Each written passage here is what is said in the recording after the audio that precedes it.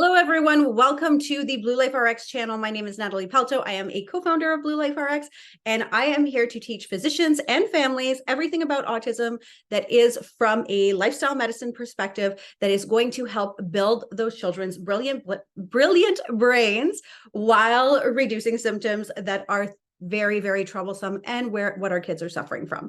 So the first thing is hit that subscribe button if you want more information on autism that is completely free and valuable. And trust me when I say, I know your time is your most precious commodity, so I will make sure to keep it nice and short. Now, let's dive in. Today, we're talking about do this, not that, with school lunches. This is a hot topic because everyone is going back to school currently. And if you're in the middle of the school year watching this, this is also beneficial because you may be doing one of these things, hopefully the do this part. The first thing that comes up quite a bit is people consistently ask me, what do I feed my child at lunch? And I'm going to start off by saying success leaves clues. So number one, we know that in the United States of America, there are school lunches. And so these are provided by the school and have little nutritional value.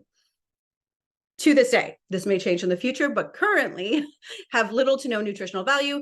The bulk of it is chicken fingers and things that are high in gluten and dairy, very inflammatory foods. And also for children on the spectrum who have a depleted gut, this actually leads to a peptid casomorphine issue in the brain that actually makes them almost feel drunk, which means that they're cognitively impaired at the time where they're supposed to be in academic performance. So first off, number one to not do is actually not subscribe to these school lunches. Now, for parents, this is like, I'm going to turn the video off now. And it is not an all or nothing. So I want to share that with you. And you may be using these as a way for you to keep sanity as a working mom. But I want you guys to just be aware of the facts that number one, these are actually harmful.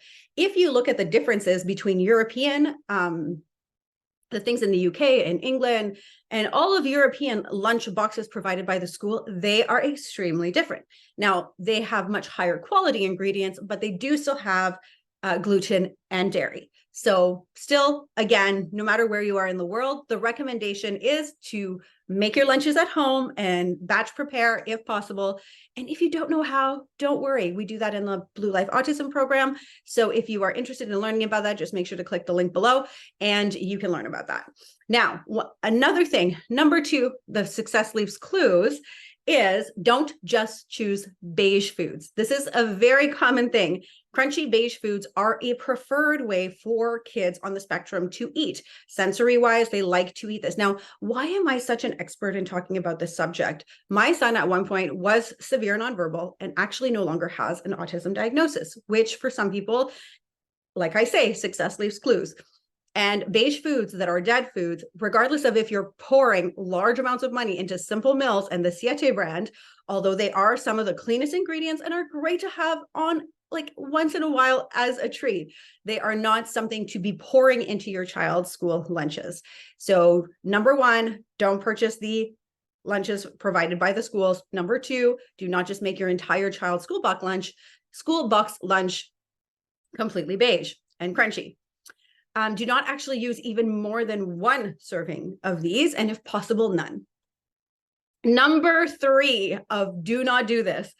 Do not put juice boxes in your child's lunchbox. I know this is so hard, but one box of juice has over 21 grams of sugar, which is the equivalent of the required daily intake your child should have, which means that your child is in school with a big dose of sugar, which automatically will actually increase attention deficit disorder, but also increase the inability to focus. So it will decrease focus and increase hyperactivity.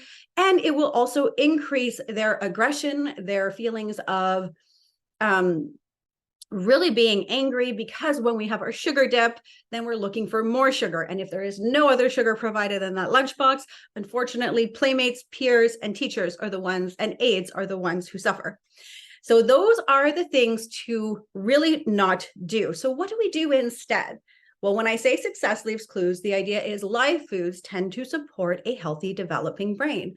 Seeds also help a successfully developing brain. And we can actually increase our child's academic performance IQ wise just by choosing foods that support proper brain development and proper synapse, which is basically when the brain talks to itself and receives information from those teachers. So to keep it simple, what do? We can make things like muffins and cookies that are focused in seeds or pulses. So pulses are things like lentils and beans, which are high in zinc and increase neurosynapse, which means the neurotransmitter cord that we have. So high zinc, high foods such as chickpeas, beans, and lentils are a great option for your child's lunch.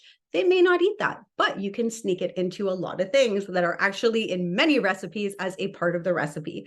So these are things like muffins, especially, or pancakes. Do this, focus on whole veg and low sugar fruit. Now, you may think that watermelon is a great option, or even mangoes, pineapples, or those little boxes or things of fruit. No, number one, those are generally soaked in high fructose corn syrup. And number two, they are usually the highest fruits that have the highest oxalase, which if your child is autistic or has autism, whichever way you want to look at it, or whichever term is what resonates with you, they are likely to have some form of candida. Most studies show that children with autism have higher levels than their peers of candida, which means they actually have reactions to things like oxalate foods. This is a fancy term. Don't go look at it. Don't make it confusing, but ideally things that are high sugar and in the fruit category, high acidity are likely going to be harder for that child to digest if they haven't had a lot of it. So low sugar fruits like berries are a great option. And also focusing on great variety of vegetables, with the servings of vegetables being at least 4 vegetables to 1 fruit serving. And if your school is not into nuts, then I highly recommend focusing on things that help, like seeds. Seeds are high in omega-3s, magnesium, and zinc that support a very calm mind. So here is do this, not that, with your kids and their lunchboxes to keep it simple. And make sure to subscribe.